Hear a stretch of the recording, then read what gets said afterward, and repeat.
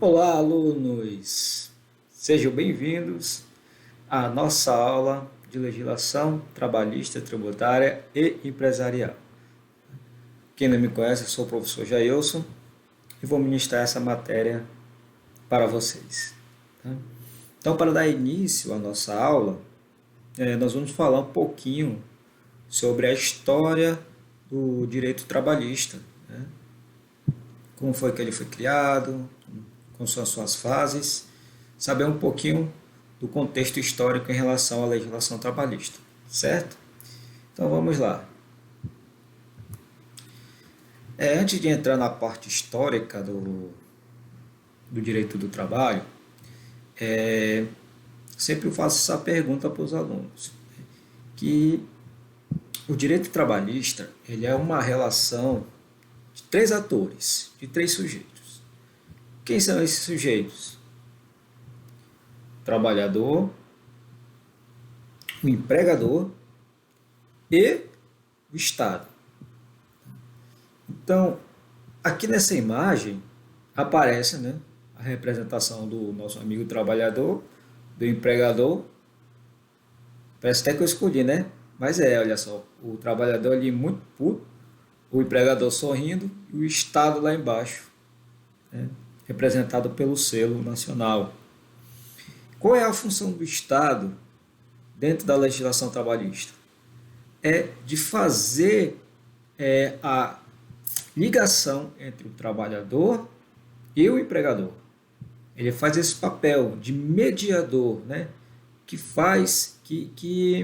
ajuda ali a resolver os problemas que porventura possam acontecer entre o trabalhador e o empregador. Por isso que o direito trabalhista ele tem esses três sujeitos interrelacionados, onde o Estado faz o papel de mediador entre o trabalhador e o empregador. Tá? Só para ficar claro nessa primeira imagem. Agora sim, vamos ver a história do direito trabalhista. Bem, gente, aqui essa imagem, né, é uma pintura, que eu não sei de quem é o artista, mas ele vem retratando a Revolução Francesa, né, em relação ao liberalismo. Então a gente pode dizer, na história do direito do trabalho, que a luta por um trabalho digno, né, ele se deu com o início do liberalismo. E o que seria o liberalismo? Acho que vocês já ouviram falar, né? Mas o que seria o liberalismo? É quando o Estado atua de forma mínima nas relações, seja ela do trabalho, econômica. Então, é a atuação mínima do Estado. Né? E aqui, no caso de como a gente está falando de direitos trabalhistas, nós vamos falar essa relação mínima em relação à economia. Mas o Estado ele deixava a sociedade se autorregular na época. Ele não interferia na, na, na questão econômica, na questão trabalhista. E pode ser que a história do direito do trabalho começa com esse início desse liberalismo. Bem, claro, isso daí aconteceu na Europa, na França, né? Mas, como eu disse, mais precisamente na França e também com o crescimento das cidades, né? Com a expansão do comércio que teve na época e com a utilização das máquinas a vapor e as máquinas de TA e de TC. Então, foram duas situações ali que foram cruciais para a criação, né, a luta de um trabalho digno, né, a Revolução Francesa e a Revolução Industrial, certo? Então aqui aparece uma máquina de terra e os trabalhadores lá. Deixa eu voltar aqui. Bem, essa industrialização, né, foi que expandiu as empresas das formas de produção cada vez mais rápidas, né? E dessa forma gerar mais altos índices de produção. Então, com a Revolução Industrial, a produção aumentou de forma significativa. Bem, no entanto, apesar desta aparente evolução crescente, né, de produção e tudo mais, cresceram os níveis de desemprego e a insatisfação popular. A mão de obra humana estava sendo paulativamente substituída pelas máquinas. Olha, naquele tempo, até hoje, a gente ainda pensa assim, né? Mas sempre o ser humano arranja uma forma de se sobressair em relação à tecnologia. Então, naquela época, poxa, tá vindo máquinas aí e tal, vai tomar nosso lugar. Ele já pensava isso naquela época, né? Primeira revolução industrial, né? E mesmo com a industrialização, os direitos dos trabalhadores eles não eram regulamentados. Por quê? Porque o Estado ele não interferia ou interferia de forma mínima na economia. Então o Estado ele não interferia, né, de forma nenhuma, praticamente, nas relações trabalhistas, né? Então é no meio deste fervor, dessas precárias condições de trabalho que havia na época, da superexploração que tinha os trabalhadores, né? Eles começaram a se unir na busca de melhores condições de emprego e contra os abusos que eram cometidos pelos patrões, com o propósito de regulamentar as condições mínimas de trabalho. Eles não tinham, no caso, nenhuma legislação, nenhum modo de proteger o trabalhador, não havia leis ainda, né? Então, eles começaram a partir desse momento a lutar, pelo menos, para que eles pudessem trabalhar em ter condições mínimas. Então, aí se inicia a história da luta pelos direitos trabalhistas. Então, é neste cenário, né, a Revolução do Liberalismo, a Revolução Francesa e a Revolução Industrial, que nasce o direito do trabalho, que foi a consequência política em relação a esses dois fatos, né? A Revolução Francesa e a Revolução Industrial.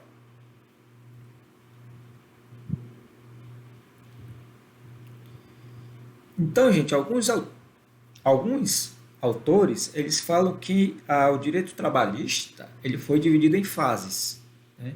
E são 4 fases, né?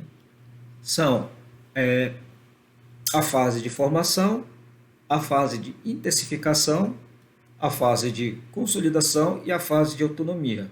Sendo que todas essas fases há um fato, um acontecimento histórico que marca o início delas. Então, a gente vai conhecer um pouquinho mais sobre todas essas fases do direito trabalhista. A primeira fase, gente, é a fase de formação, como a gente já viu aí, né? Então, a fase de formação, ela se deu no período de 1802 a 1848. E o fato ocorrido que deu início a essa fase foi a publicação da Lei de Pell na Inglaterra, tá? Então, essa Lei de Pell, ela basicamente o que ela adotava as normas protetivas que protegiam os menores, não sendo permitido, por exemplo, a admissão de menores de 10 anos, né? Então, as leis que foram editadas nesse período, elas visavam basicamente o quê? Reduzir a violência brutal e a superexploração das mulheres e dos menores, tá? Ela começou a dar aí um caráter humanitário nas relações trabalhistas, nas relações do trabalho. Então, mais uma vez, a primeira fase, a fase de formação, se deu ao início de 1802 a 1848, e o fato ocorrido dando início a essa fase foi a publicação da Lei de Pell na Inglaterra. Era uma lei que basicamente protegia os menores, né, as crianças, né? Tanto que ele deu um exemplo aí que não era permitido contratar menores de 10 anos. Então significa que antes dessas leis, a gente podia, o empresário podia, de certa forma, contratar crianças, não sei qual é o início da idade, mas menores de 10 anos para baixo, né? E outra coisa importante dessa fase de formação, que como fala no material de vocês, aqui só é um resumo que eu estou falando, mas tem lá no material de vocês, né, que as leis criadas nesse período da fase de formação, elas foram basicamente para a proteção dos melhores e das mulheres, que eram os empregados mais explorados naquela época. Como a gente já falou, né, das leis editadas durante o período, fiz basicamente reduzir a violência brutal da superexploração sobre as mulheres e menores, concedendo um maior caráter humanitário a essas relações de trabalho, foi o que a gente falou anteriormente, certo? Aqui algumas imagens daquela época, tá? E vamos lá, a segunda fase, ela é a fase de intensificação, que vem ser de 1848 a 1890, e o fato que destaca o início dessa fase é o Manifesto Comunista de 1848. E na França, devido aos desdobramentos da Revolução, né, foi a instauração da liberdade de associação e a criação do Ministério do Trabalho. Então, mais uma vez, aqui ele está dando alguns destaques, mas o maior destaque é o Manifesto Comunista de 1948, que deu início à fase de intensificação do direito do trabalho. Tá bom? Mas, é claro, houve outros fatos, como os resultados da Revolução Francesa e a instauração da associação, a liberdade de associação e criação do Ministério do Trabalho lá na França. Tá certo?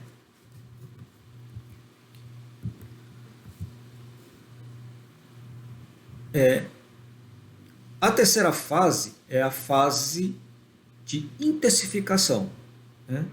De 1948 a 1848 a 1890. Só um instantinho.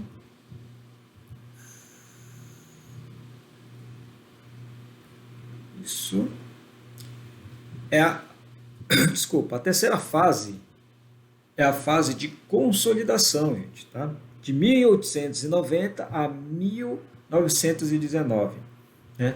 O marco inicial dessa fase foi a Conferência de Berlim, no ano de 1890, e a Encíclica Católica Rerum Novarum, tá? De 1891. Então, são os dois fatos mais importantes que deram início a essa fase. Né?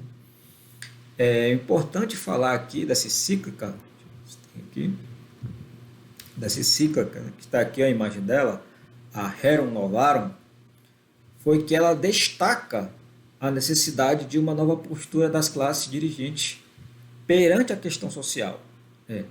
Trazia no texto as obrigações de patrões e também a dos empregados. Aí começou a fixar o salário mínimo, a jornada máxima de trabalho, né? Enfatizou o respeito e a dignidade da classe trabalhadora, tanto o lado espiritual quanto o lado físico. Então, essa encíclica católica, ela veio trazer uma questão social. Por quê? Porque o Estado era omisso na época ainda. Então, a igreja teve que intervir, mostrando essa encíclica, né? Publicando essa encíclica para ver se os governantes da época eles faziam alguma coisa assim, tá? Então, agora a gente vai ver a terceira fase, né? Deixa eu ver uma outra coisa interessante sobre essa encíclica, tá? É que ele não fala só do lado do patrão, mas assim também do lado da questão do empregado. Então, como o patrão deveria seguir as orientações daquela encíclica, o empregado também, né? Não usar de violência, né? Não usar de violência, no caso, nas suas reivindicações. Então, era o que basicamente tinha no texto dessa encíclica.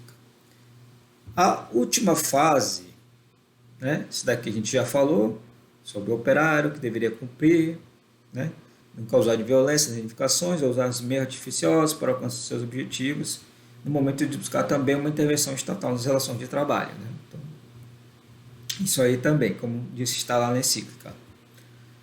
A última fase é a fase de autonomia, ou a fase autônoma do direito do trabalho, quando o direito do trabalho começou a andar com suas próprias pernas, né?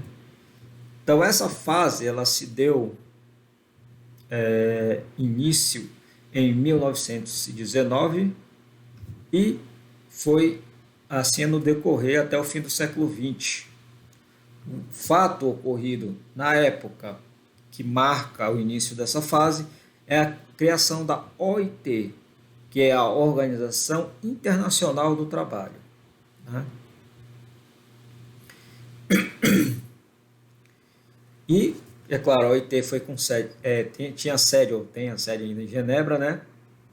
E era composta por 10 países, dentre deles o Brasil também estava nessa criação da OIT. Outros fatos interessantes aqui, nessa época também foi, desculpa, o Tratado de Versalhes, né? Foi também a Constituição do México e a Constituição de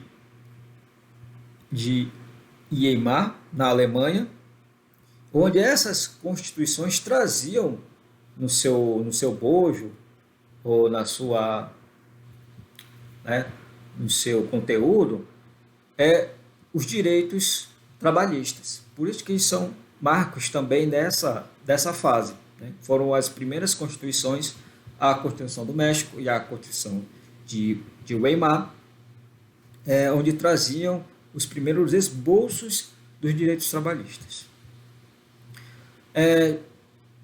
Vamos ver aqui. No entanto, somente em 1943 é que é consolidada a vinculação da OIT, da Organização Internacional do Trabalho, à ONU, que é o órgão das Nações Unidas, né? Como instituição especializada para questões referentes ao trabalho, regulamentação internacional do trabalho, onde na Conferência Internacional do Trabalho, lá em 1946, foi aprovado o texto da Constituição da OIT e integrando com ela também essa Declaração da Filadélfia, que também é um documento que é relacionado aos direitos trabalhistas. Tá? No plano do direito internacional, né, no ano de 1948, é editada também, que é um marco importante, a Declaração Universal dos Direitos Humanos, prevendo direitos, quer dizer, diversos direitos trabalhistas, como férias remuneradas, limitações da jornada de trabalho, dentre outros, e elevando esses direitos trabalhistas ao status de direito humano. Então, é outro marco resultante da fase de consolidação do direito trabalhista, é a Declaração Universal dos Direitos Humanos. Bem, gente, então essa foi a nossa aula, falando um pouquinho do contexto histórico do direito trabalhista, da criação do direito trabalhista, né? Desde os tempos lá que se falou alguma coisa sobre o direito do trabalho, dentro do contexto histórico da Revolução Francesa, da Revolução Industrial, do início do liberalismo na França, né? Passando pelas suas fases, né? Suas fases de criação, né? Passando pelas suas fases que a gente chegou a ver aqui, né? A de formação, a fase de intensificação, a consolidação e a fase autônoma, de autonomia do direito do trabalho até o século passado. Tá? Então, essa foi a nossa primeira aula, certo? Temos uma prática, tá? Com 5 questões relacionadas a este assunto, tá bom? E na próxima aula a gente dá continuidade e a gente corrige também essa prática, certo? Gente, muito obrigado. façam a prática e até a nossa próxima aula. Fui!